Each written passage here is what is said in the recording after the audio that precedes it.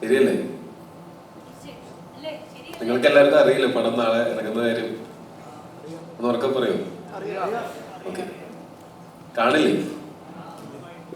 അതുകൊണ്ടാ, ഇത് തന്നെയാണ്, ഈ വിശ്വാസം കൊണ്ട് തന്നെയാണ് ഞങ്ങൾ കേരളത്തിലെ പ്രൊമോഷൻസ് ആദ്യം ഒരു റൗണ്ട് തീർത്തിട്ട് അവസാനം വീണ്ടും ഉറപ്പിക്കാം എന്ന് വിചാരിച്ചത്.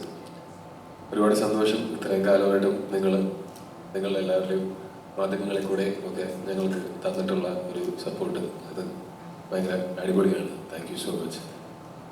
ഈ സിനിമയിൽ കുറേ, പിന്നെ ബേസിൽ പറഞ്ഞ കാര്യം, ബേസിൽ വെറുതെ പറയാനാണ്, അവൻ നല്ല പണിയെടുക്കുന്നതാണ്. ലോക്ക്ഡൗണിലൊക്കെ നമ്മളൊക്കെ വെറുതെ ഇരിക്കുമ്പോൾ ടൈം ടേബിൾ വെച്ച് സിനിമ കാണുകയും അതിരുന്ന് സിനിമ പഠിക്കുകയും ഒക്കെ ചെയ്തിട്ടുള്ള ആളാണ്. തിരുവിനയം കൊണ്ട് പറഞ്ഞതാണ് അവൻ അത്രയും പണിയൊന്നും എടുക്കില്ലെന്ന്. മിന്നൽ മുരളിയുടെ അവസാന ദിവസം ഷൂട്ട് ചെയ്ത് തീർത്ത് എത്ര മണിക്കൂർ കണ്ടിന്യൂസ്ലി ഷൂട്ട് ചെയ്തിട്ടാണ് ബേസിലെ. ഒരു ദിവസം രാവിലെ തുടങ്ങി പിറ്റേ ദിവസം ഉച്ചയ്ക്ക് മുമ്പാണ് ഞങ്ങൾ ഷൂട്ട് ചെയ്ത് തീർത്തത്. അന്ന് ഇവരും ഈ എക്സ്പ്രസ് ഷോട്ടും വെച്ചിട്ട് തന്നെയാണ് പിടിച്ചു നിന്നുകൊണ്ടിരുന്നത്. അത് ഇതൊന്നും നമ്മളാരും അമാനുഷികരല്ല. നമുക്കെല്ലാവർക്കും ഉറക്കം വേണം, നമുക്കെല്ലാവർക്കും വയ്യായികളുണ്ടാവും, ഒക്കെ ഉണ്ടാവും. പക്ഷെ അപ്പോഴും നമ്മളെ മുന്നോട്ട് കൊണ്ടുപോകുന്നത് എക്സ്പ്രസ് ഷോട്ടുകൾ മാത്രമല്ല, സിനിമയോടുള്ള സ്നേഹവും ഇഷ്ടമാണ്. അത് പറ്റാവുന്നിടത്തോളം കാലം അങ്ങനെ തന്നെ ചെയ്തു പോകും. ഇവനും മരണമാസത്തിന്റെ പ്രമോഷണത്തിന് ഞാൻ എക്സ്പ്രസ്സോ മേടിച്ചു കൊടുക്കും, അവൻ പ്രമോഷൻ ചെയ്യുകയും ചെയ്യും. അല്ല, തമാശ പറഞ്ഞല്ല, ശരിക്കും നമുക്കെല്ലാവർക്കും ഇപ്പൊ 8 വർഷം ഒരു സിനിമയ്ക്ക് വേണ്ടിയിട്ട് ചെലവഴിക്കാനായിട്ട് എത്ര പേർക്ക് തോന്നും?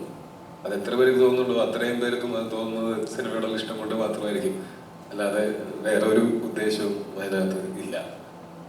ഇത് ആ ഒരു ഉദ്ദേശശുദ്ധി ജിതിന്റെ അടുത്ത് ആദ്യം പറയുന്ന സമയത്താണെങ്കിലും സുഹിതേട്ടനെ ഞാൻ ആദ്യമായിട്ട് കാണുന്ന സമയത്താണെങ്കിലും ഒക്കെ നമ്മൾ അന്ന് വിചാരിച്ചതിനേക്കാൾ ഞങ്ങളുടെ കൺമുന്നിൽ വളർന്നു വന്ന സിനിമയാണത്. ഷൂട്ടിംഗ് തുടങ്ങുന്നതിന് മുമ്പേ അത് കുറച്ച് വലിപ്പം വെച്ചിരുന്നു. പിന്നെ ഞങ്ങളെല്ലാവരും കൂടെയായിട്ട് കുറച്ചും കൂടെ വളർത്തി. അങ്ങനെയല്ലേ നമുക്ക് പ്രിയപ്പെട്ട നമ്മളുടെ മക്കളോടൊക്കെ നമ്മൾ എങ്ങനെയാണ് ചെയ്യുക? അവര് സ്വന്തം കാലിൽ നിൽക്കാറാവുന്നതുവരെ നമ്മളുടെ എല്ലാവരുടെയും കഴിവിന്റെ പരമാവധി നമ്മളുടെ പിള്ളേരോട് ചെയ്യില്ലേ? നമ്മുടെ പാരൻസ് നമ്മളോടും ചെയ്തില്ലേ? അതുപോലെ ഞങ്ങൾക്ക് എല്ലാവർക്കും ഇന്ന് അതുപോലെ ഞങ്ങളുടെ ഒരു പ്രോഡക്റ്റിനോട്, ഞങ്ങളുടെ ഒരു കുഞ്ഞിനോടുള്ള പോലെ ഉള്ളൊരു സ്നേഹം തീർച്ചയായിട്ടും ഉണ്ട്. അതുകൊണ്ട് സിനിമ നന്നാക്കാനായിട്ട് എന്തെങ്കിലും സാധ്യതയുണ്ടോ, അത് അവസാന നിമിഷത്തിലാണെങ്കിലും തീർച്ചയായിട്ടും ചെയ്തിരിക്കും.